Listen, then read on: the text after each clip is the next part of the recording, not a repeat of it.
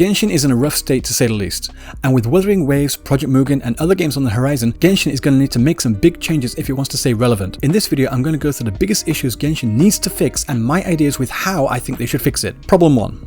Artifacts. Genshin needs to implement a system to mitigate the rampant RNG systems. Just take a look at this for example. So I found this on the Hoyolab website for the calculation of getting a perfect artifact by username Rotten Gold all the way back in 2022. So we're not dealing with like MIT levels of probability calculation here, but even despite that, the general idea is still the same. So the first layer of probability is just getting the set piece itself. The second probability is getting the particular artifact piece that you want. The third layer of probability is getting the main stat that you want. The fourth layer of probability is going for the amount of substats. The fifth layer of probability is the substats.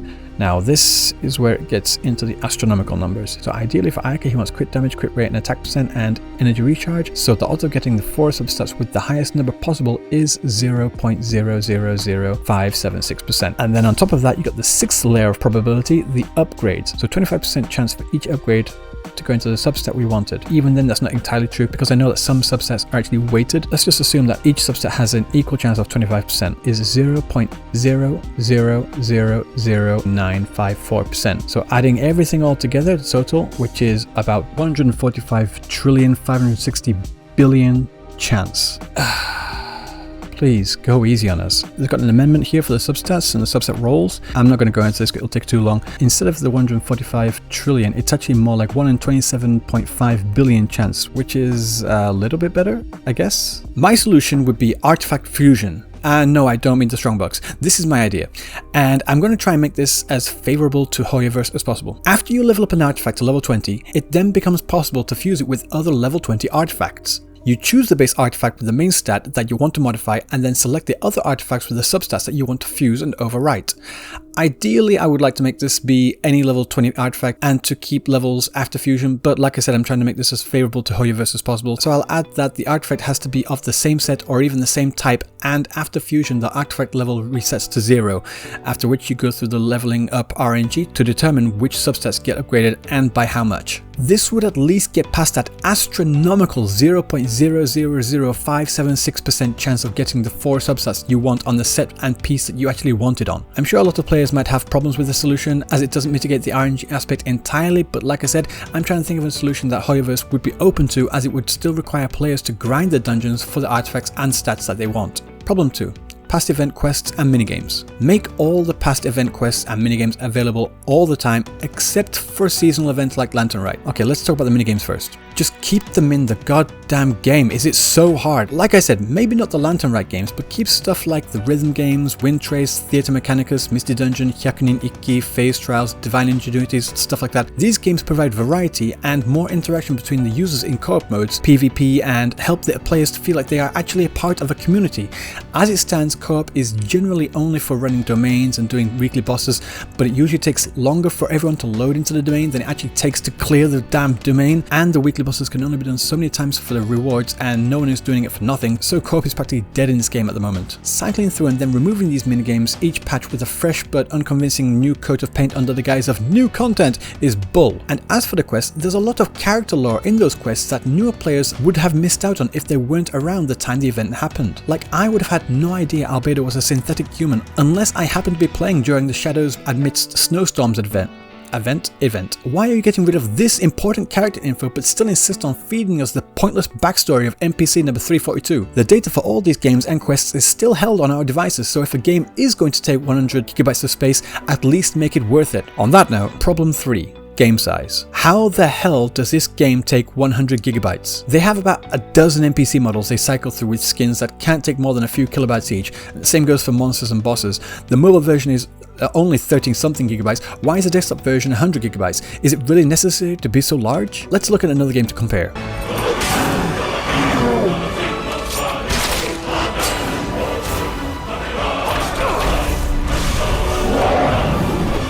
Skyrim. For a game with that huge world, all those quests, skills, magic spells, NPCs, dialogues, monsters, etc., when Skyrim was released, it was a whopping 4 gigabytes. 4 whole gigabytes. Wait, hang on, let's just include all the updates and such. How big is that? 22 gigabytes. 22 f***ing gigabytes. You're saying that a game that looks like this needs more than 5 times the space that this needs? Even if the data for all the minigames and such is still there, 100 gigabytes? No. Just no. Problem 4. Daily quests. Okay, granted this is a smaller issue, but it's something we do every day, so I'd say it's important enough. Allow players to choose whether we want exploration, combat, or lore quests. And while you're at it, more variety of each of these. Some players are here for the story, some are here for the world, and some are here for the combat. Personally, I don't mind the combat dailies, though it annoys me when enemies don't actually drop the resources, but that's a side note. But doing dailies where I talk to the same NPCs, saying or asking for the same stuff each time is extremely annoying, as it makes me feel like I'm wasting my time. Okay, so I used to have a dog, and she liked to play fetch. But only once. Just once. If I threw a ball, she'd go and fetch it. But if I threw it again, she'd stare at me as if saying, I've already done this once. I ain't doing it again. You go fetch it. Which, fair enough. This is like that, and we are the dog being told to get the same thing each time, even though whatever we choose makes little difference or no difference at all. Speaking of, problem 5. The dialogue. Most of the dialogue is incredibly redundant, and when it isn't, the vast majority of it is talking about the most mundane nonsense that has no bearing on the story at all. It reads like someone writing a book report the night before they're due to hand it in, saying the same thing multiple ways, obviously for the sake of padding out the time. On top of that, stop giving us 2 or 3 options saying the exact same thing, or even sometimes not even having a choice, or even splitting up a single response into 2, giving the false illusion of choice.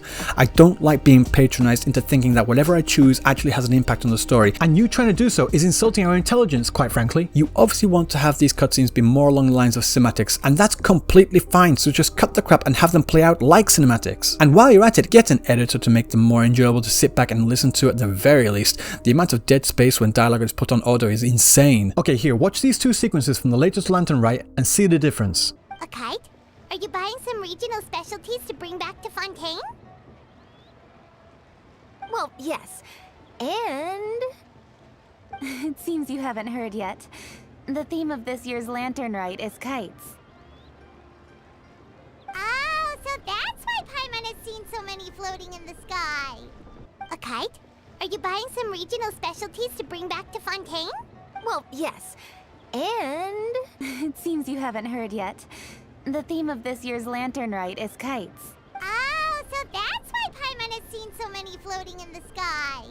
I repeat, if you want to make your cutscenes more cinematic, then just go ahead and do it. I would actually sit back and enjoy them more if you did so. But right now, it's just taking too long to say very, very little. So as it stands, whenever a cutscene comes up, I've got my finger on the mouse, constantly clicking to get through this obvious waste of time. Now, I didn't even get into all of the quality of life things that need to be changed, but I'm getting tired and I think you get the picture. I know we're never going to get this. From their past actions, it's clear that Hoyoverse just doesn't care about improving their game in any meaningful way. And at the moment, they're just resting on their laurels whilst raking in billions of dollars. Maybe when Wuthering Waves comes out, it might light a fire under their ass, but I'm not holding my breath. So that's all I have to say. So until next time, I'll see you in the next video.